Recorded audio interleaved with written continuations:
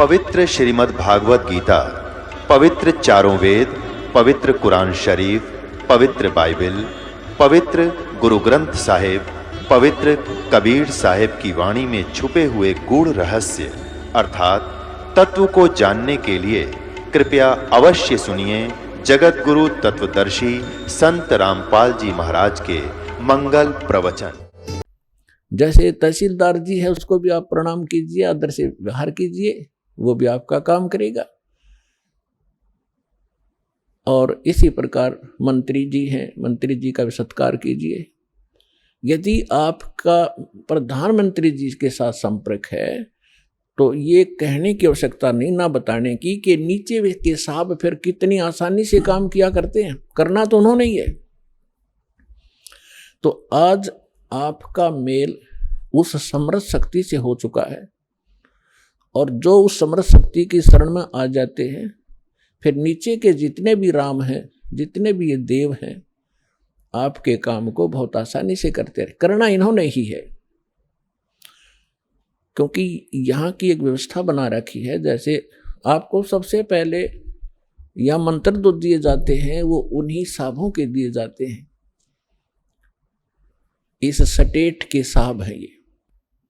इसके साथ साथ आपको उस परम पिता परमात्मा की भी भक्ति दी जाती है, जिसके साथ होने से ये साहब आपको बहुत आसानी से लाभ देते हैं। इनके ये मूल मंत्र हैं, ये इनकी पूजा नहीं है। यहाँ भ्रमित कर देते हैं ये सिर्फ कुछ जो 100, 200, 1000, 2000 को पीछे लगा रहे हैं नकली संत, और विशेषकर ये कबीरपंथी या राधा स्वामी धन धन सतगुरु वाले। ये क्या भ्रमित करते हैं कि देखो ये तो देवताओं की पूजा कराता है, ये तो प्रथम मंत्र ही देवताओं के देता है, और बात करता सतलोक और सचखंड की। तो इसलिए प्रत्येक सत्संग में हम नहीं बता पाते, क्योंकि पूरे वर्ष के अंदर हमने सिलेबस कवर करना होता है। तो कभी कभी किसी ना किसी सत्संग में हम अवश्य सुनाते हैं, इस तरह की एक विवेचन देते हैं। तो वो हमारी सीडी बनी होती है, उनको आप ले जाइए, बहुत सस्ते में यहाँ मिलती हैं आपको। ये अनमोल वचन है, आपके बालकों के भी काम आएगा, आपके भी काम आएगा। तो जो प्रसंग चल रहा है कि हम इनकी पूजा नहीं करते। जैसे एक पति भर्ता लड़की होती है, वो अपनी ससुराल में चली जाती है। पति भर्ता के गुण ये होते हैं कि वो अपने पति के अतिरिक्त अन्य किसी भी पुरुष में पति वाला भाव ना रखे। लेकिन उस पति भर्ता का ये अर्थ नहीं है कि वो किसी पुरुष की ओर देखे नहीं, या किसी को प्रणाम नहीं करे, या किसी का सत्कार नहीं करे। ये भी उस पति भर्ता के अंदर एक गुण होते हैं, आय का आदर करे। जैसे जेठ है, जेठानी है, ससुर है, सास है, छोटी बड़ी ननंद है, देवर हैं, उन सब का यथोचित आदर करे, उनके सत्कार करे, उनका काम करे। बर्तन धोने हैं, रोटी पौनी है, और कोई 100 काम करने हैं, तो उनको यथोचित सत्कार करे, मृदु भाषा प्रयोग करे, तो वो पति भर्ता सही है। और दूसरे शब्दों में वो पति भर्ता ठीक है, अपने पति के अतिरिक्त अन्य से 16 माथे ना बोले, तो वह पति भर्ता नहीं, वह कड़ियारी है, क्योंकि वो सारे घर में झगड़ा करवा देगी। तो इसलिए हम भगत भी तभी होंगे और पति भर्ता पद पर तभी चलेंगे जब हम सभी जितनी भी शक्तियां हैं उनका यथोचित आदर करेंगे। तो वो पति भर्ता पत्नी जब लड़की अपने सह परिवार में रहती है, ज्वाइंट फैमिली में, तो तब तक वो इतना अच्छा व्यवहार करती है, सबके साथ मेल रखती है, देवर के बच्चों को भी अपने जैसा समझती है, जेठ के बच्चों को भी अपने जैसा समझती है। उनको ऐसा नहीं लगता कि जैसे हम पराये से हों। तो लेकिन उसका जो भाव है अंदर से, वो अपने पति के साथ होता है। और उसका पता उसको तब चलेगा जब वो डिवाइड होंगे, भिन्न भिन्न होंगे भाई, तो तब पता चलेगा उसकी आस्था किस में थी अपने हिस्से के सारे कटोरी गिलास चम्मच तक उठा ले जाएगी, अपने मकान में धर लेगी, एक चम्मच भी ना छोड़ा दूसरों की ओर, और अपने पति के साथ चली जाती है। तो उस समय उस पतिव्रता का पता चला वह पूजा किसकी करे थी। तो इसी प्रकार हम यहाँ एक सह परिवार है हमारा, ये ब्रह्मा विष्णु महेश ये देव हैं और यहाँ के अधिकारी हैं, ये एक विभागीय मिनिस्टर हैं इस एक ब्रह्मांड के अंदर। ब्रह्मा जी रजोगुण विभाग के, विष्णु जी सतोगुण विभाग के और शंकर जी तमोगुण विभाग के। और इन अन्य जो देव हैं जैसे गणेश जी हैं, दुर्गा जी है, इनके भी हमारे इस अध्यात्म मार्ग में बहुत सहयोग है। अब इनका जैसे हमने अपने सतलोक जाना है, सब लोग जाना है, सब जैसे हम विदेश गए हों और हमने अपने देश में आना है और वहाँ हम कोई ऐसा बिजनेस व्यापार कर रहे थे, किसी कारण से हमारा वहाँ नुकसान हो गया, बिजली का कनेक्शन कट गया, टेलीफोन सुविधा बंद होगी, गैस की बंद होगी, तो हम कंगाल हो गए, असुविधाएं हमारे सब सुविधाएं समाप्त हुई, हम महादुखी हुए। और वहाँ से आप निकल नहीं सकते जब तक उनका सारा लोन क्लियर नहीं कर दोगे, आने नहीं देंगे, आपको नो ड्यू सर्टिफिकेट नहीं मिलेगा। और वहाँ कोई आपको ऐसा रहम दिल समर्थ मिल जावे, आपसे कहे कि आपका कनेक्शन पुनः चालू करवा देता हूँ अपनी गारंटी से, और आप नए सिरे से मेहनत करो, नेक नीति से मजदूरी करो और इनके टैक्स भरते रहना, बिजली वाले का बिल भरना शुरू कर देना, टेलीफोन वाले का कनेक्शन करवा देता है और उसका मेहनत मजदूरी करके अपना बिल भरना शुरू करो, वो सुविधाएं प्रारंभ हो जाएंगी और फिर से वो धनी हो करके और सब कर्जे से मुक्त हो करके और बची हुए धन को साथ लेकर के स्वदेश आ सकता है।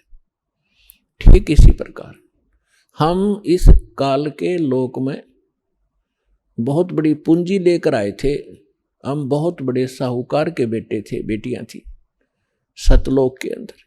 हम अपनी गलती से उस पूंजी समेत अपने पुनों समेत इसके साथ आ गए। ये एक बहुत छलिया व्यक्ति, छलिया यहाँ का मालिक है, ये सारे काम छल से करता है और आपकी ही मजदूरी से कुछ टैक्स लेकर अपने 21 ब्रह्मांड को चला रहा है। कबीर साहब कहते हैं, मेरे हंसा भाई अंश रूप था जब तू आया। जब तू वहां से आया ना हमारे पास से, एक बहुत पवित्र आत्मा थी, कोई विकार नहीं था, तेरे पास आध्यात्मिक धन परिपूर्ण था। आज तू बिल्कुल खाली हो चुका है और गधे तक की योनि में जा चुका है पुनों के अभाव से। तो उन पुनों को पुनः प्राप्त करेंगे हम, उतने ही भक्ति युक्त होंगे जितने हम प्रारंभ में थे, तभी हम स्वदेश जा सकते हैं। बीच में हमने यहाँ से जाने का टैक्स भी देना है, किराया भी देना, जैसे जहाज से आते हैं तो वो किराया भी देना होता है और फिर पूंजी उससे अलग होती है। इसी प्रकार आपको ऐसी साधनाएं दी जा रही हैं परमात्मा ने, वो ज्ञान जो वास्तविक भक्ति थी वह अभी तक छुपा रखी थी, क्योंकि हम समझण योग्य नहीं हुए थे। और यदि आज से पहले परमात्मा ये मंत्र डिस्क्लोज कर देते तो ये नकली पंथ जो काल न चलवा रखे हैं, इनके पास भी वो मंत्र होते और यही ज्ञान होता। और वो अधिकारी थे नहीं, अधिकारी के बगैर कोई काम सफल नहीं हो सकता। जैसे एक पासपोर्ट बनवाते हैं, पासपोर्ट भी यदि अधिकारी से बना हुआ होगा तो आगे चलेगा, नहीं तो जब समय आने पर उसका पता चलेगा कि पासपोर्ट ही डुप्लीकेट है तो बहुत देर हो चुकी होगी और जेल भी जाना पड़ेगा। तो परमात्मा ने दया बख्शी थी कि ये अभी तक ये मंत्र गुप्त रखे थे। इसके पीछे बहुत बड़ी कहानी है, वो सृष्टि रचना से आपको पता चलेगा, समय आने पर बताएंगे। तो प्रसंग चल रहा है कि परमात्मा ने दया बख्शी आपको। जब 600 वर्ष पहले मालिक आए, परमात्मा वाले ही गुण रखता है। अब जैसे बर्फ के गुण हैं, बर्फ तो बर्फ के गुण ही रखती है, उसको उसके निकट जाओगे तो वैसा ही आभास होगा। इसी प्रकार परमात्मा जो गुण रखता है वो वैसे ही लीला करता है जैसी वो किया करता है। और उस परमेश्वर ने 600 वर्ष पहले जो लीलाएं की थी वही जानकारी हमारे सदग्रंथों से मिलती है कि परमात्मा जब पृथ्वी पर आता है, यथार्थ ज्ञान स्वयं अपने मुख कमल से कवियों की तरह कविताओं से, लोकोक्तियों के माध्यम से, शब्दावलियों के माध्यम से वो ऊंचे स्वर में बोल बोल कर उच्चारण करता है। और एक प्रसिद्ध कवियों में से भी वो एक होता है, लेकिन वो होता है परमात्मा। और वो परमात्मा अपना यथार्थ ज्ञान स्वयं ही देता है। और जब परमात्मा यहाँ आते हैं वो 3 प्रकार से हमारी देखभाल करते हैं, 3 प्रकार से हमारे पोषण करते हैं, धारण पोषण करते हैं। 3 सतिथि से। एक सतिथि में परमात्मा सतलोक में सचखंड में एक राजा के समान बहुत सुंदर सिंहासन पर विराजमान है, मनुष्य के सदृश। सिर पर मुकुट है, ऊपर छत्र है। परमात्मा के सिर पर चंवर अपने आप चल हो रहा होता है। और दूसरी स्थिति में वो परमात्मा प्रत्येक युग में एक शिशु रूप धारण करके यहाँ आते हैं और किसी कमल के फूल के ऊपर विराजमान होते हैं। वहां से निसंतान दंपति उन्हें उठा ले जाते हैं और फिर वहां परवरिश की लीला होती है। तो तब वो कंवारी गाय का दूध पीते हैं और कुछ नहीं पान करते। कंवारी गायों के दूध से उनके बचपन की परवरिश होती है। ये हमारे सदग्रंथ बताते हैं। ऋग्वेद मंडल नंबर 9, ऋग्वेद मंडल नंबर 9 सूक्त 1 मंत्र 8 और 9 में, ऋग्वेद मंडल नंबर 9 सूक्त 86 मंत्र 26 और 27 में, ऋग्वेद मंडल नंबर 9 सूक्त 82 मंत्र 1, 2, 3 में, ऋग्वेद मंडल नंबर 9 सूक्त 94 के मंत्र 1 में, ऋग्वेद मंडल नंबर 9 सूक्त 95 के मंत्र 2 में, ऋग्वेद मंडल नंबर 9 सूक्त 96 के मंत्र 16 से 20 में, ऋग्वेद मंडल नंबर 9 सूक्त 54 मंत्र 3 में, ऋग्वेद मंडल नंबर 9 सूक्त 20 मंत्र 1 में। और भी अनेक स्थानों पर ये प्रमाण है कि परमात्मा ऐसी लीला किया करता है। जब परमात्मा शिशु रूप धारण करके लीला करता है तो उनकी परवरिश की लीला कंवारी गायों से होती है। ये वेद बताते हैं। और ये लीला की किसने? वो परमात्मा कवियों की जैसा आचरण करता है। ये लीला की किसने?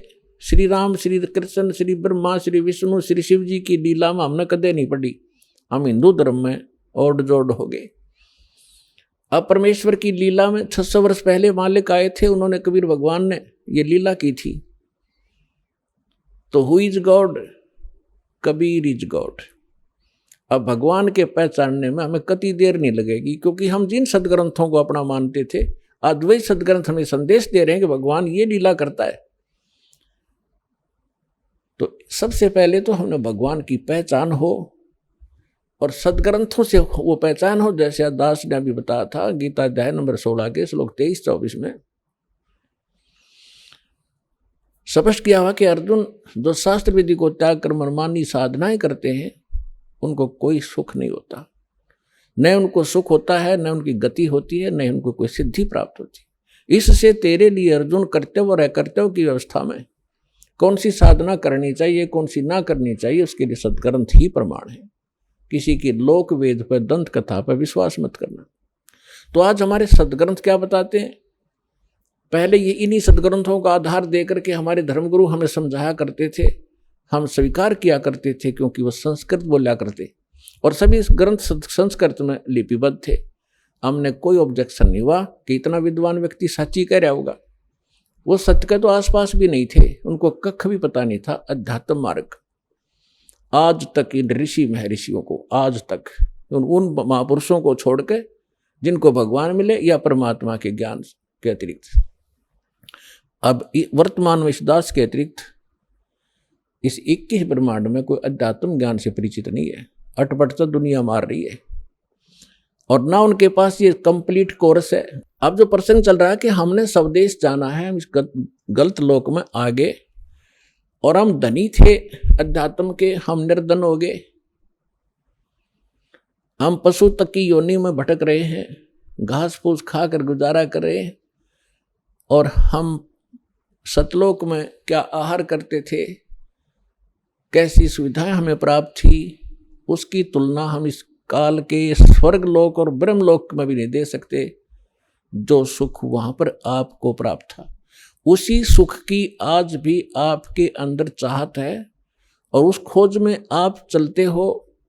रास्ते में ना जाने कितने ये बटपार मिलते हैं, ठग मिसगाइड करके आपको भ्रमित कर देते हैं, मंजिल से दूर रख देते हैं।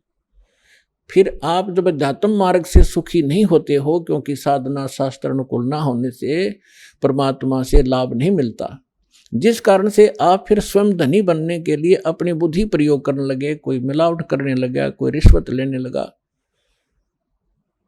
और कोई अन्य तरीके अपना के। तो ये तरीका सुखी होने का नहीं, ये तो महादुख प्राप्त कर लिया हमने। बुरे काम करे, पाप बने, और उन पापों के आधार से जो धन संग्रहित किया वो यहीं रह गया, और हमारे साथ वो पाप गए जो उस धन जोड़ने में या सुख प्राप्त, नकली सुख प्राप्त करने में हमने पाप इकट्ठे किए थे।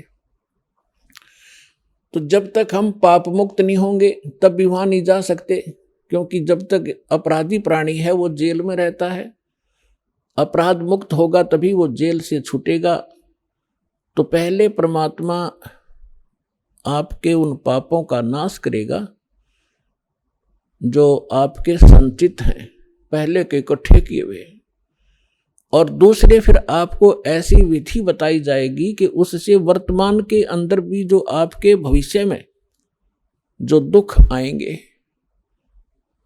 जो आपके प्रारब्ध के अंदर लिखे हुए हैं। प्रारब्ध माने किस्मत। प्रारब्ध को वैसे डिफाइन करने के लिए इस प्रकार बताते हैं कि पिछले जन्म जन्मांतर के आपके पुण्य और पाप संग्रहित हैं, उनमें से आपकी एवरेज रेशो लेकर जिसके पाप गणे इकट्ठे हैं, उसमें से उसी रेशो से पाप ज्यादा ले लिए, और जिसके पुण्य थोड़े हैं उसी रेशो से पुण्य ले लिए। तो यहाँ जिसको आज दुख गना है वो पूर्व जन्म में उसके पाप गने हैं, उन संचित कर्मों में से कुछ लेकर के दोनों पुण्य और पापों में से आपकी किस्मत बना कर भेज दिया। अब आपके प्रारब्ध में, आपकी किस्मत में यदि वो पुण्य है, जब तक आपके पुण्य अधिक हैं, पुण्य चलेंगे, तब आप कोई भक्ति करते रहना या ना करना, चाहे आप चोरी करना, डाके मारना, चाहे हिंसा करना, आप सुखी दिखाई दोगे आम जनसाधारण को कि इतना पापी आदमी और फिर भी सुखी। तो ये काल का जाल है, समझना पड़ेगा आपने। तो अन्य व्यक्ति जो आस्तिक हैं वो भी नास्तिकता की ओर चल पड़ते हैं उनको देख के।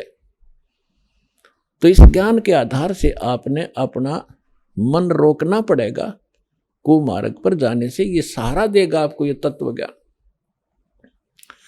और जिस समय उस व्यक्ति के वो पुण्य क्षीण हो जाएंगे, फिर पाप का दौर चलेगा, फिर देखना उसकी कैसी दुर्गति होगी। और फिर उसके पास समय बहुत कम होगा, और कहीं वो समाधान के लिए जाएगा तो ये नकली संत मिलेंगे, उनसे करवा कर जंतर मंत्र लेकर नाम दीक्षा, आखिर में वो मर ही जाएगा उस दुर्गति के साथ। और जब हम सत्साधना करेंगे, परमात्मा हमें मिलेंगे, सतगुरु मिलेगा, सतगुरु हमें फिर वो सत ज्ञान देगा, सत्साधना देगा, जिससे आपके पाप नाश होंगे। तो अब आपके प्रारब्ध में जिसके जैसे आप दुखी हो तो पाप से हो, सुखी हो पुण्य से हो, अंडरस्टूड है। इस बात को आम व्यक्ति थोड़ा सा भी धार्मिकता के अंदर रुचि रखता है उसको पता है कि पाप से दुख होता है और पुण्य से सुख होता है यहाँ का। अब जब तक आपके पुण्य चलेंगे तो आप सुखी नजर आओगे, और ये पुण्य पहले की संग्रहित कमाई है आपकी। जैसे इन्वर्टर आज सबके घर हो रहा तकरीबन, नहीं जानकारी जरूर है सभी ने।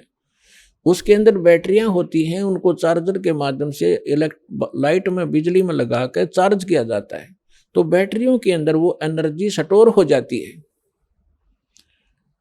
और फिर बेशक वो इन्वर्टर से चार्जर हटा दिया जाए, फिर भी उन इन्वर्टर से बैटरी बल्ब भी जग रहे होते हैं, ट्यूब भी जग रही होती है, कूलर भी चल रहे होते हैं, वो अपनी सुविधा दे रहा होता है।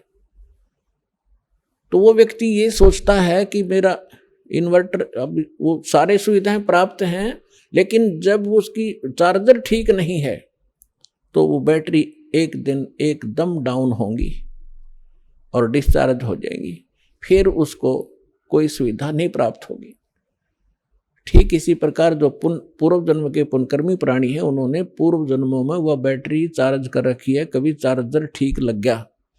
क्योंकि परमात्मा जब आते हैं, परमेश्वर 600 वर्ष पहले आए थे, भगवान कबीर साहब जी आपको चार्ज कर गए थे आशीर्वाद से, आपको मंत्र दे के, अमृतवाणी सुना के। उस समय कबीर भगवान के 64 लाख शिष्य हुए थे, 64 लाख शिष्य, एक दानक के, एक जुलाहे के, एक मजदूर आदमी के, और जो संत भी महसूस नहीं हुआ था। क्योंकि हम संत या ब्राह्मण, उनको संत या को लाभ उसको उससे प्राप्त समझते थे होंगे जो या तो पंडित हों या बड़ी गुफाओं में बैठे हों, जटा हो बड़ी बड़ी, या मूंड मुंडा रखा हो, लाल पीले कपड़े पहन रखे हों, तो उन महापुरुषों को तो हम संत माना करते। अरे एक हमारे जैसा मजदूर, एक कपड़ा बुनने वाला, एक धानक, और उसको उसके 64 लाख से सोना, अद्वितीय काम है ये। लेकिन परमात्मा की महिमा को इतना दबा दिया इन नकली काल के दूता ने, उसको एक कवि, एक दानक, एक जुलाहा, एक भक्त बना के उसकी फाइल बंद करके छोड़ दी। अब उस लाल की गिठड़ी दास ने खोली और आपको पहचान बता दिया, लाल ये होता है, इसी इतनी कीमत है। अब कौन पीछे रहेगा उस लाल को प्राप्त करने में? दौड़ लग जाएगी, होड़ लगेगी, कुछ दिनों में देख लेना। पूरा विश्व प्राप्त करेगा, सबको जरूरत है भगवान की, भटक रहे हैं, दुख पा रहे हैं, भक्ति भी कर रहे हैं। तो 64 लाख से सोए थे। उस समय परमात्मा ने अपने आशीर्वाद से अपनी वाणी सुना के प्रथम मंत्र दिया, बस वो शेष 2 मंत्र नहीं दिए थे परमात्मा ने। तत् और सत ये गुप्त रखने थे, सतनाम नहीं दिया भगवान ने आपको। क्यों नहीं दिया? क्योंकि आप उस समय परमात्मा के पहचानने योग्य नहीं थे। और परमात्मा ने उस समय कहा था कबीर साहब ने कि 5500 वर्ष जब कलयुग बीत जाएगा धर्मदास, तब मैं दोबारा आऊँगा और सारे जितने भी नकली पंथ हैं या हम जितने भी मानव धर्मों में बट गए हैं, इनको ऐसा ज्ञान दूंगा ये ऑटोमेटिकली एक हो जाएंगे। पहले एक थे, एक से अनेक हो गए, अब इस ज्ञान से ये फिर एक होंगे और पूरा विश्व ये भक्ति करेगा और सबका कल्याण होगा जो मर्यादा में रहेंगे।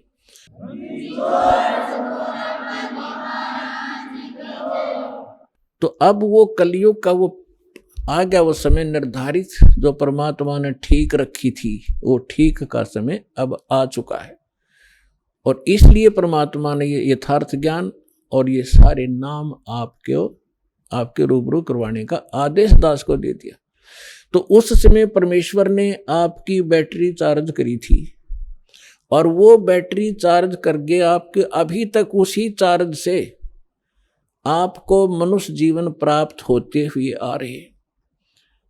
परमात्मा के विधान में है कि 2 प्रकार से मानव शरीर प्राप्त होता है। एक तो पिछली भक्ति की कमाई से कंटिन्यू आपको 10, 20, 50, 100 मनुष्य जन्म भी हो सकते हैं, इससे अधिक भी हो सकते हैं। वो आपके संग्रहित उस बैटरी चार्ज पर डिपेंड करता है कि किसने कितनी कर रखी है। लेकिन उन मनुष्य जीवन के दौरान यदि सत भक्ति यानी पुनः फिर चार्जर नहीं लगा तो फिर कोई लाभ नहीं होगा, फिर 84 लाख योनियों का आपको दंड भोगना पड़ेगा। अब दूसरी प्रकार का जो जन्म होता है वो होता टर्न वाइज, एक नंबर आधार से आपको परमात्मा ने विधान बनाकर छोड़ दिया था इसके लिए कि एक मानव शरीर प्रत्येक जीव को अवश्य प्राप्त होगा। 84 लाख प्रकार के कुत्ते गधे सूअर की योनियां भोग के और फिर एक मानव शरीर आप उस प्राणी को अवश्य प्राप्त होता है। तो कुछ तो ऐसे मानव शरीर प्राप्त प्राणी हैं जो टर्न वाइज मानव शरीर प्राप्त है, और एक वो हैं जो पिछले बैटरी चार्ज थी उस पिछले संस्कारों से मनुष्य जीवन कंटिन्यू आ रहा है आपका। तो जिनका जो पिछले जन्म में मनुष्य से ही मनुष्य जीवन प्राप्त किया है, आज उनके अंदर भक्ति की कसक ज्यों की तो है, और वही पुण्यात्माएं भटक रही हैं भगवान के लिए। तो परमात्मा की चाह में वही चलती हैं क्योंकि उनके अंदर वो कसक विद्वान रहती है, वो भूल नहीं पड़ती उनको। तो कोई तो बचपन से ही कोई ना कोई व्रत रखने लग जाता है, परंपरागत साधनाएं करते हैं, फिर जैसा भी कोई चलता फिरता भी कोई मार्गदर्शक मिल जाता है वो भी स्वीकार कर लेते हैं। फिर संतों के पास जाते हैं, सुनते हैं कि भाई गुरु बिन मोक्ष नहीं होता। फिर उन संतों के पास भी वही पुण्यात्माएं जो पूर्व जन्म से मानव शरीर से ही आए हैं वही भटक रहे हैं, उनके अंदर चाह है कसक है भगवान की, वही इन धार्मिक स्थलों पर जा रहे हैं, वही इन नकली संतों का फंस गए। अब ये दो प्रकार से मानव शरीर प्राप्त होता। तो 600 वर्ष पहले आप जी परमात्मा के संपर्क में रहे थे, आपने चार्जर ठीक लगाया था और उसके कारण आज तक आप मनुष्य शरीर प्राप्त करते हुए आ रहे हो, और आपके अंदर आज भी चाह है भगवान की। तो पीछे आप मानव शरीर से आए हैं। यहां थोड़ा सा एक उदाहरण देते हैं। एक कथा आती है अपने पुराणों के अंदर, लेकिन ये जितनी कथाएं हैं ये इनकम्प्लीट हैं, इनको हमारे को कोई सिर पैर इन्होंने बताया नहीं, कथा सुनाकर छोड़ दी। एक गरुड़ और कागभूषण की कथा आती है। एक दिन गरुड़ जी और कागभूषण जी दोनों इकट्ठे हो गए। गरुड़ भगवान विष्णु का वाहन है और कागभूषण बहुत अच्छे जो है भक्त हैं। उनका ऊपर से मुंह कौवे का है, शेष शरीर जो है बॉडी देवता जैसी है, मनुष्य दृश्य है, और गरुड़ जी की भी यही दशा है। अब एक दिन गरुड़ जी ने पूछा कि हे कागभूषण, आपके पास बैठकर मुझे बहुत शांति होती है और आप बहुत अच्छे भक्त हो, आपको ये सारी व्यवस्था कैसे प्राप्त हुई? तब कागभूषण ने कहा कि गरुड़ जी एक लंबी कहानी है, आपके पास समय हो तो सुनाऊं? गरुड़ जी ने कहा कि सुना भाई। कागभूषण ने कहा कि एक समय मैं मानव शरीर प्राप्त था और मेरी 20 वर्ष की आयु थी, युवा था। एक भयंकर अकाल गिरा उस क्षेत्र में जहां हमारा परिवार रहता था। मेरा पूरा परिवार नष्ट हो गया भूख के कारण, टक्कर मार मार कर भाई बहन और माता पिता मर गए। मैं युवा था, शक्ति मेरे में ज़्यादा थी उनसे। मैं कई दिन रोज तक भूख सहन करके जीवित रहा। उस क्षेत्र को छोड़कर मैं दूसरे स्थान पर चला गया जहाँ अकाल नहीं था। वहाँ पेट भर अन्न खाया, लेकिन हृदय में एक ऐसी चोट लगी कि ये क्या जीवन है यहाँ का। कल तक हम भाई बहन माता पिता के साथ बड़े प्यार से खेल रहे थे, रह रहे थे, एक दूसरे से बगैर एक पल भी दूर नहीं हो सकते थे। और आज ना माँ रही, ना बाप रहा, ना बहन रही, ना भाई रहे। इसने मुझे इतना तोड़ दिया कि अब कुछ सूझ नहीं रहा था। इतने में क्या सुना कि एक मंदिर से आवाज आई, भगवान की चर्चा हो रही थी। वहां गया तो इस मंदिर के अंदर एक शिव का पुजारी एक ब्राह्मण कथा कर रहा था। मैं पीछे बैठ गया जाकर। कथा के उपरांत सभी श्रोता चले गए, मैं वहीं बैठा रहा। ब्राह्मण ने पूछा, बेटा क्या बात है, कहाँ से आए हो, कौन हो? तब मैंने अपनी दुख भरी कहानी ब्राह्मण को बताई। पंडित बड़ा दयालु था, मुझे सीने से लगाया और कहा, बेटा यहाँ तो दुखों के पहाड़ ऐसे ही टूटते रहेंगे, आप भक्ति किया करो, भक्ति करो बेटा, भक्ति से भगवान सहारा देता है और मोक्ष हो जाता है। तेरा कुछ नहीं है तो आप यहाँ मंदिर में रहो मेरे साथ। तो वो मंदिर में रहने लगा।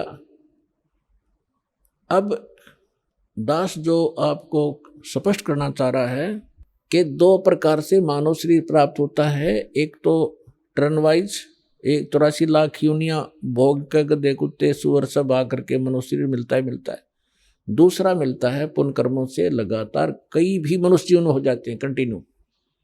तो कागभूषण का जो जन्म था वो टर्न वाइज था उसका, वो पिछले जन्म में मनुष्य नहीं था। वो बता रहा है कि मैं इतना दुष्ट था, 6 महीने तक मैंने उस महापुरुष की संगत की, ब्राह्मण की, और इसी कथा सुनाया करता था। और कथा सुना के यूं कहा करता, बेटा दीक्षा ले ले, भगवान की भक्ति से मोक्ष होगा। तो मैं टाल मटोल कर जाता था, फिर देखूंगा महाराज, क्योंकि परमात्मा की वाणी माता है, तुलसी पिछले पाप से हरिचर्चा ना भावे, तुलसी पिछले पाप से हरिचर्चा ना भावे, जैसे जबर के बेग से भूख विदा हो जाए। जैसे किसी को बुखार हो गया हो, मलेरिया हो, तो उसको चाहे मनुखा दाख, किशमिश, हलवा, पूरी, खीर, कितना स्वादिष्ट भोजन दे दीजिए, वो जीभ रखते कहता कड़वा कड़वा लगता है, मुझे अच्छा नहीं लगता। अब ना वो मनुखा कड़वी है, ना हलवा और खीर कड़वी है। उस बुखार ने उसकी व्यवस्था शरीर की इसी बना दी कि उसको स्वादिष्ट वस्तु भी कड़वी महसूस हो रही है। अब वो उनको नहीं खा सकता, चाहे कितनी कोशिश कर लो, जीभ रखते थूक देता है, उसके बस की बात नहीं। अब उसके लिए कारण, उसके लिए फिर ट्रीटमेंट क्या है, उसका विकल्प क्या है कि उसने कड़वी गोली खानी पड़ेगी ना चाहते हुए भी, और फिर वो व्यवस्था ठीक होगी। तो इसी प्रकार उसकी मजबूरी होगी वहां रहने की, उस कागभूषण की, और कोई सहारा नहीं था, कहीं रोटी नहीं थी, वहां रोटियां मिल रही थी, वो रहता रहा उस संत के साथ, लेकिन उसके अंदर वो भगवान की जो मनुखा दाख सुहावा नहीं थी। 6 महीने तक उसने संगत करी, जब जाके एक दिन उसने दीक्षा ली। अब काल का इतना भयंकर जाल है कि ब्राह्मण वृद्ध हो गए, वो युवा थे, जो कथा गुरुजी सुनाया करते 6 महीने में 1 वर्ष में उसको वो याद होगी। उनकी अब्सेंस में वो कथा सुनाने लग गया, तो जितने भी श्रोता आते थे वो उसकी प्रशंसा करते थे कि वाह भाई वाह, कमाल कर दिया, आप तो पंडित जी से भी अच्छी तरह से कथा सुनाते हो, आपकी तो आवाज भी बड़ी सुरीली है। अब वो बताता है, इससे पुण्यात्मा आपको माइनस पॉइंट, जो फाउल पॉइंट हैं आपके भक्ति के, ये भी जानकारी होगी, हम कहाँ मार खाते रहे। अब उसमें अभिमान हो गया, प्रशंसा का पात्र बन गया, हवा भर गई उसके अंदर, और हमारे को ये मार्क, हम यहाँ दुखी होते हैं। कहते राज तजना सहज है, सहज त्रिया का ने, और मान बढ़ाई ईर्षा दुर्लभ तजनाई। अब उसको मान बढ़ाई का रोग लग गया। एक दिन गुरुजी आए अपना पूजा पाठ करने के लिए, अपने घर से आते थे, उसको मंदिर में इंचार्ज बना दिया था। और वो बैठा था अपने प्रशंसकों के पास, 20-30 भगत बैठे थे, भगतमती बैठी थी, वो चर्चा सुनावा था। गुरु जी आगे, और वो जो भगत थे वो सारे उसके प्रशंसक हो गए। तो उसने उस दिन खड़ा होकर के गुरु जी का सत्कार नहीं किया, बैठे बैठे देख लिया, और मन में ये था यदि मैं उठूंगा खड़ा होऊंगा तो मेरी बेइज्जती ना हो जाए श्रोताओं के सामने, उसमें ये दोष था। लेकिन संत ने ये ध्यान नहीं दिया, वो अपनी पूजा की धुन में उनके पास से निकल गया और मंदिर में आगे चला गया। वो बाहर परिसर में बैठे थे बरंडे में। तब आकाशवाणी हुई, भगवान शंकर का पुजारी था वो ब्राह्मण। भगवान शंकर ने आकाशवाणी की, ए धूर्त, तूने अपने गुरु का अनादर किया है, तुझे 1 लाख वर्ष तक नरक में डाला जाएगा। ये आकाशवाणी सुन ली गुरु जी ने। अपना आत्माओं, कबीर साहब कहते हैं, बहुत प्यारा बालक माँ का, उससे बढ़कर शिष्य गुरुओं का। अब पिता को पुत्र पुत्री बहुत अच्छी प्यारी लगते हैं, माँ को उनसे भी, पिता से भी 100 गुना प्रेम होता है अपने बच्चों में, बेटा और बेटियों में। और यहाँ ये भी साथ में सिद्ध होता है कि गुरु जी को अपने शिष्य उन माँ से भी 100 गुना प्यारे होते हैं, कि ताकि इनका कल्याण हो, क्योंकि वो भविष्य की जानकारी रखता है कि यदि ये इस भक्ति पर सफल नहीं हुए तो इनके ऊपर के कर टूटेगा। इसलिए उस भविष्य के दुख को जानकर आपको इतना प्यार देता है कि ये इस भक्ति पर जुड़े रहें, और कहीं इनका इतना मोह बनाता है कि कहीं ये डगमग ना हो जाए, इनका भविष्य नाश हो जाए, दुर्गति होगी इन बालकों की। फिर तो इस प्रकार उस संत ने आकर महात्मा ने कहा कि बेटा क्या गलती होगी, भगवान क्यों अक्षुब्ध हुए तुझसे? अरे अक्षमा याचना कर भगवान से। आप भी खड़े हो गए और उससे भी कहा, और कहा है भगवान बालक है, भूल पड़ गई होगी, आपका बच्चा है, अक्षमा करो, आप तो दयालु हो, आप तो कृपालु हो, महादेव हो। फिर आकाशवाणी की कि इसने अपने गुरु का अपमान किया है, ये मेरी बर्दाश्त से बाहर है।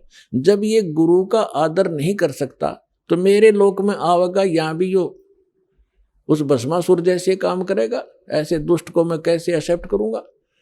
तो जैसा आज ये गुरु के प्रति इसका व्यवहार है, ऐसा ही मेरे प्रति होगा।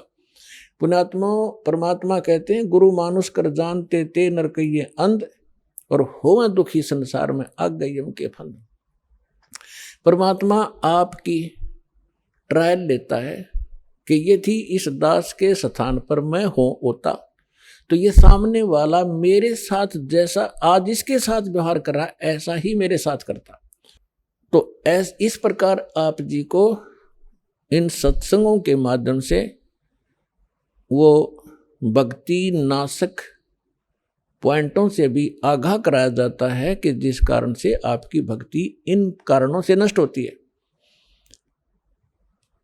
फिर भी उन्होंने बार बार प्रार्थना करने से शंकर भगवान ने कहा कि जो मेरे मुख से वचन निकल गया अब ये वापस नहीं हो सकता, इतना अवश्य कर दूंगा तेरे गुरु जी की प्रार्थना पर कि उस नरक के अंदर तुझे यम के दूत दुखी नहीं करेंगे, रहना पड़ेगा 1 लाख वर्ष तक नरक में ही, उसको मैं बाहर नहीं कर सकता। अब यहां परमात्मा कहते हैं, मासा घटे ना तिल बध है, विद ना लिखे जो लेख, और सच्चा सतगुरु मेट कर ऊपर मारते मेघ।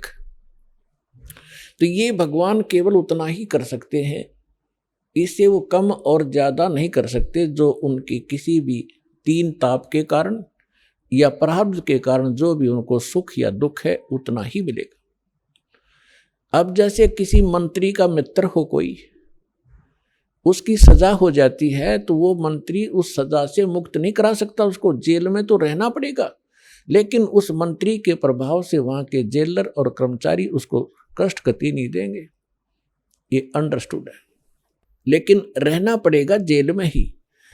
इस प्रकार कागभूषण बता रहे हैं कि मैं ऐसा नालायक था कि उससे पहले के आज मुझे पिछली इतिहास नजर आता है, क्योंकि मैं भक्ति पर हूं। मैंने असंख्य जन्म खो दिए थे, जो टर्न वाइज मुझे असंख्यों जन्म मनुष्य के मिले, लेकिन भक्ति मैंने किसी भी जन्म में बीज नहीं बोया भक्ति का। और उस जन्म में मेरा भक्ति का बीज बू गया, और वो बीज बोने का, भक्ति का बीज पड़ने का कारण मेरे परिवार का नाश होना था। अगर वो परिवार नाश ना होता, वो परिवार के वो तो अक्षेत्र ही नाश हो गया था, तो वो मेरे लिए वरदान सिद्ध हो गया। आज मुझे महसूस हो रहा है वो कष्ट ना आता तो मैं उस जन्म में भी भक्ति नहीं करता, इतना नीच था।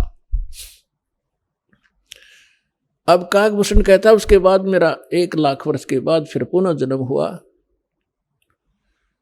भक्ति की कसक मेरे अंदर फिर भी बनी रही। मैंने एक लोमस ऋषि के साथ वाद विवाद कर दिया भक्ति के ऊपर। उसने श्राप दे दिया, रे चंडाल, तेरा चंडाल के घर जन्म होगा, काग चंडाल के। तो कहता है कि मेरे मन, जब गुरुजी ने मुझे ऐसा क्रोध से वचन बोला, मेरे को क्रोध नहीं हुआ। मैं समझ गया कि बात बिगड़ गई। मेरे मन में क्रोध नहीं आया, ना दुख हुआ। मुझे एहसास हुआ कि मेरे से भारी गलती बन गई। तो मैंने उनके तरफ करबद्ध होकर के हाथ जोड़ के ऐसे मायूस सा बनकर कहा कि हे ऋषि जी, जन्म तो दास को कहीं दे देना, पर एक वरदान भी दे दो कि मेरे भक्ति भूल ना पड़े। तो उसने कहा भाई ठीक है, तेरा जन्म तो होगा चंडाल का, लेकिन ये आशीर्वाद दे देता हूं कि भक्ति बनी, तेरा याद बनी रहेगी भगवान की। तो फिर काग चंड के घर ये जिसका जन्म हुआ, पूरा इतिहास बता रखा परमात्मा ने अपने सुख संवेद में। ब्रह्मा जी का वाहन है हंस, उसकी हंसनी को ब्रह्मा जी की पत्नी सावित्री उसको गर्भ धारण कराने के लिए काग चंड के घर लेगी। उनके संयोग से फिर काकभूषण का जन्म हुआ। ऊपर से मुंह काग का है, नीचे शरीर देवताओं जैसा है। फिर ये कहता है कि गरुड़ जी उसके बाद जो नेक्स्ट जन्म मेरा चंडाल के घर हुआ काकभूषण नाम से, उस जीवन में मेरे भक्ति की कसक, जबरदस्त कसक बनी रही। मैं घूम रहा था, भटक रहा था, गुरु भी बना रखे थे, ऋषियों के पास भी गया था और भक्ति भी कर रहा था। उसी दौरान मुझे एक जोगजीत नाम के महापुरुष मिले। उन्होंने मुझे सतलोक और सचखंड और बहुत आगे की जानकारी दी, और उन्होंने मुझे एक ऐसा मंत्र दे रखा है, उसका जाप करता हूं और मेरी बहुत लंबी उम्र उन्होंने बख्श दी है। तो पुण्यात्माओं, वो जोगजीत कौन थे? ये वो परमात्मा है कबीर साहब, हमारे परम पुरुष। ये भिन्न भिन्न रूप बना के भिन्न भिन्न नामों से यहाँ आते हैं और अच्छी आत्माओं को मिलते हैं, उनको भक्ति से युक्त करते हैं।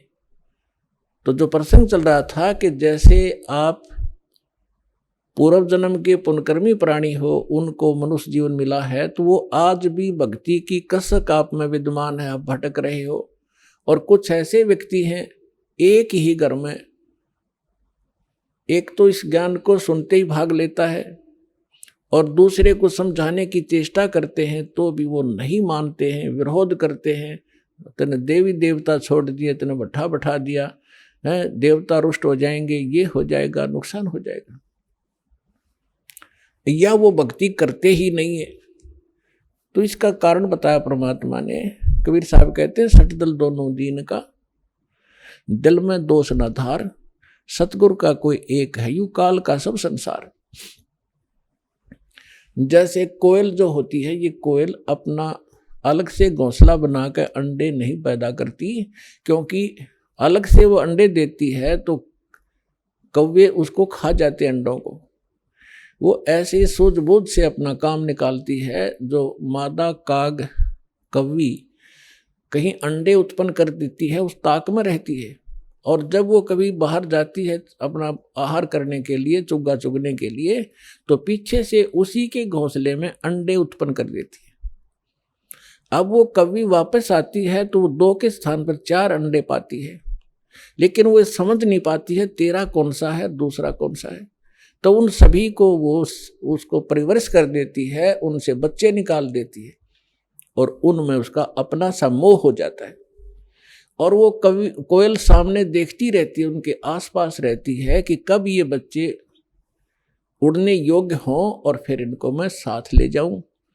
जब वो देख लेती है कि ये बच्चे कुछ दूर तक उड़कर वापस आने लग गए हैं, तब दूर वृक्ष पर बैठ कर अपनी बोली बोलती है कुहू कुहू की। जो कोयल के बच्चे होते हैं वो उस आवाज से प्रभावित होते हैं और ऐसे चारों तरफ देखते हैं, उस आवाज के साथ वो खींचे चले जाते हैं। और जो काग वाले होते हैं उनका असर भी नहीं होता, वो अपने बैठे ऐसे ही, वो उड़कर चल पड़े कोयल वाले, काग वाले वहीं रह गए। अब कोयल कभी दौड़ती है, उड़ती है पीछे पीछे उनके साथ कि मेरे बच्चे गए, तो कोयल और दूर चली जाती है कुहू कुहू करती हुई उड़ती हुई, तो बहुत दूर निकल जाती है। कभी वापस आ जाती है कि कहीं पीछे ये बच्चे तो गए सो गए, कहीं पीछे वालों को हानि ना हो जाए, उनको छोड़कर वह वापस आ जाती है। तो कोयल वाले बच्चे अपनी माँ की बोली पहचान कर उसके साथ चले जाते हैं और काग वाले वहीं रह जाते हैं। घर घर के अंदर आज ऐसी स्थिति हो चुकी है। जो परमात्मा के पूर्व जन्म के संस्कारी हंस हैं, परमात्मा की इस बोली को, कोयल की बोली को सुनते ही फड़क गए और भाग लिए सतलोक आश्रम की ओर। और वो भी अगर छाने नहीं हुए हैं, भी समझ लोगे जो शेष रह रहे हैं, ये भी हो सकता है, तो वो भी अगर कोयल के होंगे तो अवश्य सतलोक आश्रम बरवाड़ा में आना पड़ेगा उनको। तो ठीक इसी प्रकार पिछले संस्कार प्रारब्ध से ये सब आपका पिछले संस्कार से आपको सब वस्तु प्राप्त हो रही है, लेकिन आगे की भी तैयारी करवानी है। जैसे काग भूषण का पिछला संस्कार नहीं था, ऐसा रीजन बन गया और उसके ऊपर इतना सत्संग की बौछार होगी, ना चाहते हुए भी उसने वहां रहना था। रोज ऋषि ने संत ने सत्संग करना था, उसका असर हो गया। अब जैसे किसी को सर्प डस जाता है और पहले मंत्रों से यंत्र ये सब जतन हुआ करते थे, गारुड़ एक मंत्र सिद्ध कर लेता है वेद का और उस मंत्र से फिर वो विष उतारता है, तो उस जिसको सर्प ने डसा हुआ है वो अचेत पड़ा है, ना उस मंत्र की लैंग्वेज समझता है, ना आवाज सुन रहा है, लेकिन वो मंत्र फिर भी उसके ऊपर असर करके विष रहित कर देता है और वो सचेत हो जाता है। ठीक इसी प्रकार आज परमात्मा ने यही तरीका बनाया है। ऐसे साधन बना दिए, चिप बनवा दी, वीडियो ये डीवीडी बनवा दी, सुबह दोपहर शाम की आरती कंपलसरी करनी पड़ेगी। अब घर के अंदर दो सदस्य नहीं भी नाम लेना चाहते और ना सुनना चाहते, वो घर से बाहर कहाँ जाएंगे। आप अपनी आरती भी कर रहे हो, आप अपना मंत्र जाप भी कर रहे हो, आप परमात्मा की वाणी सत्संग भी चला देते हो देर सवेर, तो उनके ऊपर उस कागभूषण की तरह एक दिन असर होगा और वो भी या राम नाम की कलम उनका भी चढ़ जाएगी एक दिन और उनका पार होगा, क्योंकि भगवान का वचन है। तो ये तरीका अपनाया परमात्मा ने। परमात्मा और काल की एक बार परमेश्वर ने बताया कि हमारी काल के साथ वार्ता हुई थी, इसने मुझे चापलूसी करके वचनबद्ध कर लिया था कि 3 युगों में जीव, जब परमात्मा ने कहा था कि मैं नीचे के लोकों में जाके तेरी वास्तविकता बताऊंगा सभी प्राणियों को कि तू भगवान नहीं है, तू काल है, इनको खाता है, इसलिए तो इनको जन्मता और मारता है, पैदा करवाता और मारता है, असली भगवान कोई और है, वहां जाने का तरीका मैं बताऊंगा, ऐसा गुप्त मंत्र मैं लेकर आया हूं। तब काल ने पैर पकड़ दिए, बहुत ज्यादा जो है प्रार्थना की, परमात्मा ने स्वीकार की। इसने कहा कि भगवान 3 युगों में जीव ना ले जाना, कम ले जाना थोड़े थोड़े, और चौथे युग में कलयुग में कितने ही जीव ले जाना, इतनी दया मेरे पर कर दो।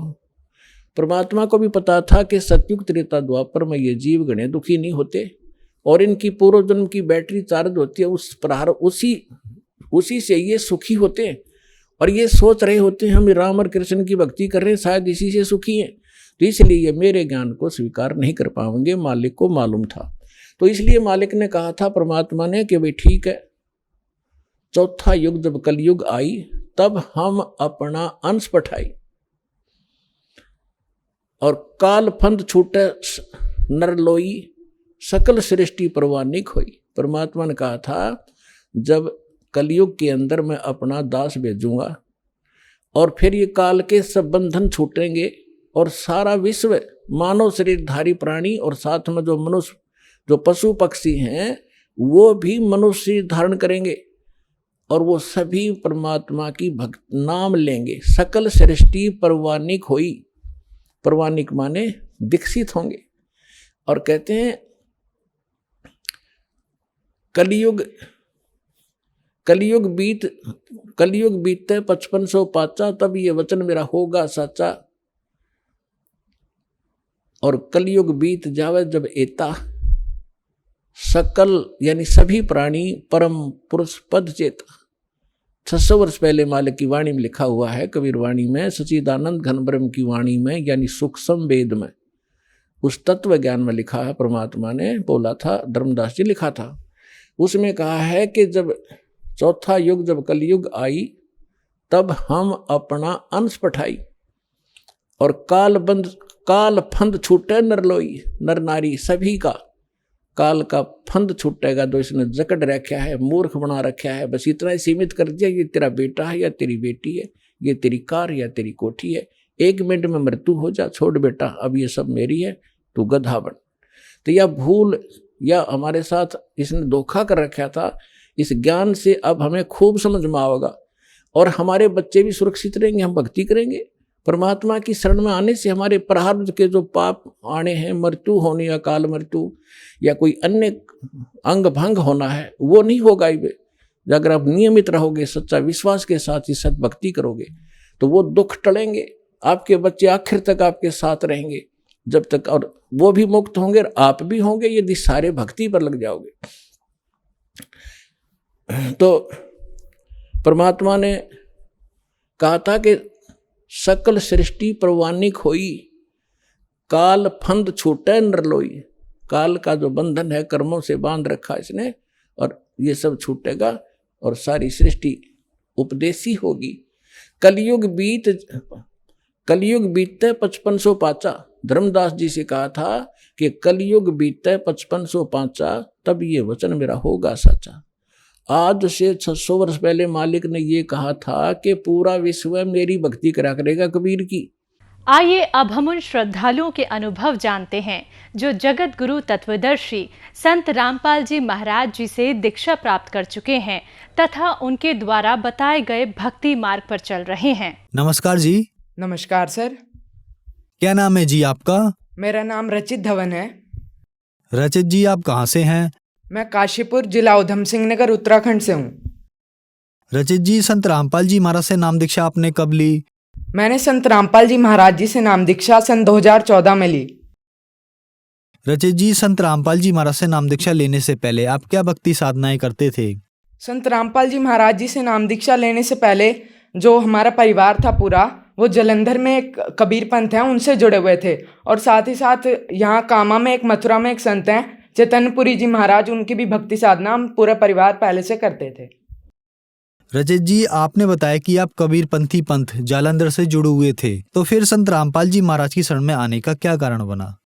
हमारा पूरी परिवार वहाँ कबीर पंथ में जुड़ा तो हुआ था, मगर वहाँ कोई लाभ नहीं प्राप्त हो रहे थे, क्योंकि वो यथार्थ कबीर पंथ की भक्ति वो नहीं बताते थे, क्योंकि उनको खुद नहीं पता होता था कि वो सही भक्ति विधि क्या है, तो फिर वो हमें क्या बताएंगे। क्योंकि जहाँ वो हमारा पूरी परिवार वहाँ जुड़ा हुआ था, मगर फिर भी कोई लाभ नहीं हो रहे थे। तो मेरे पापा जो हैं पूरे वो परेशान रहते थे, वो बहुत सारी बीमारियों से ग्रस्त थे, तो वो पूरे उन्होंने कोई ऐसा धार्मिक स्थल नहीं छोड़ा जहाँ वो ना गए हों। तो ऐसी कबीर पंथ में भी जुड़े हुए थे। तो फिर ऐसे एक दिन वो साधना चैनल पे सत्संग देख रहे थे, तो चैनल बदलते बदलते उन्हें संत रामपाल जी महाराज जी का सत्संग मिला। तो वो सत्संग जो संत रामपाल जी महाराज जी का था, वो सारे जितने भी धर्मगुरु हैं सबसे अलग था। तो पापा ने उसे बहुत ज़्यादा ध्यान से सुना।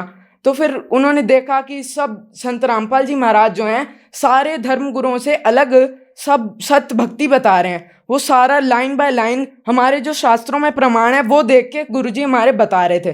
तो पापा को वो अच्छा लगा, क्योंकि जो संत रामपाल जी महाराज जी के शिष्यों को जो संत रामपाल जी महाराज सत भक्ति करने से लाभ देते हैं वो पापा ने देखे।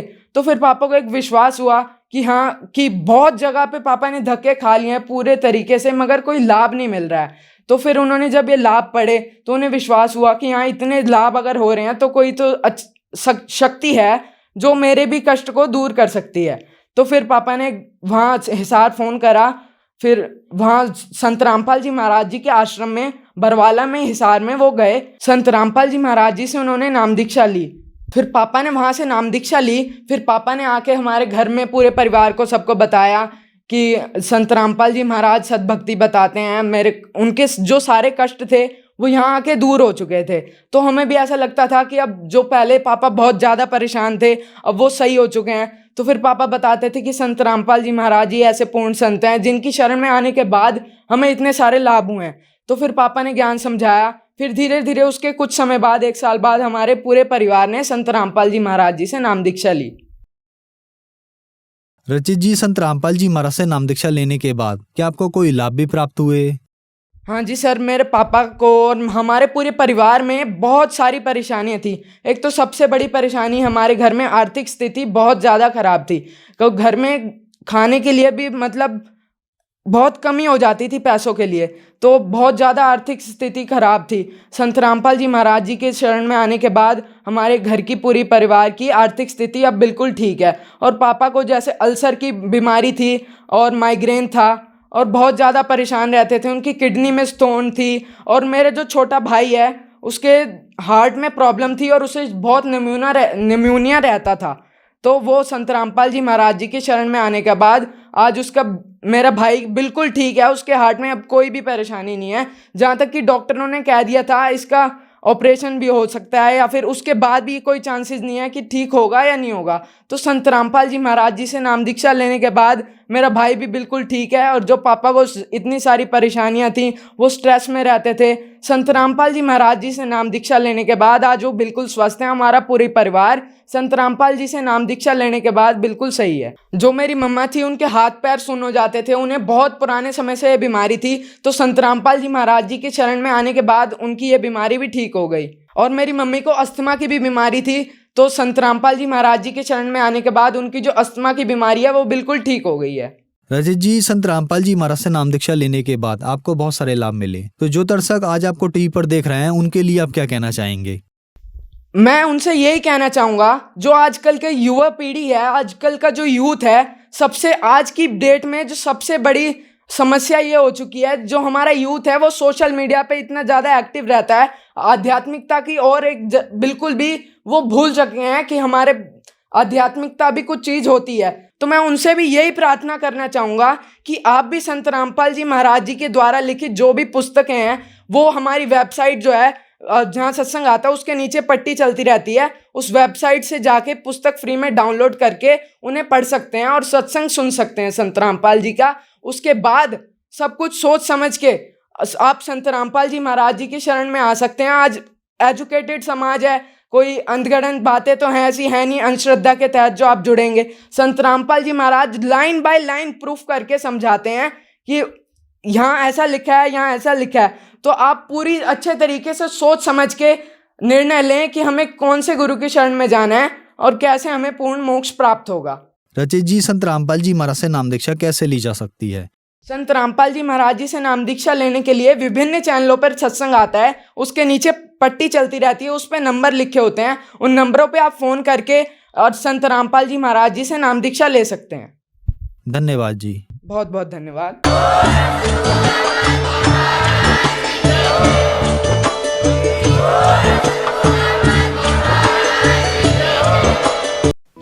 आप सुन रहे थे जगत गुरु तत्वदर्शी संत रामपाल जी महाराज के मंगल प्रवचन। अधिक जानकारी के लिए संपर्क करें।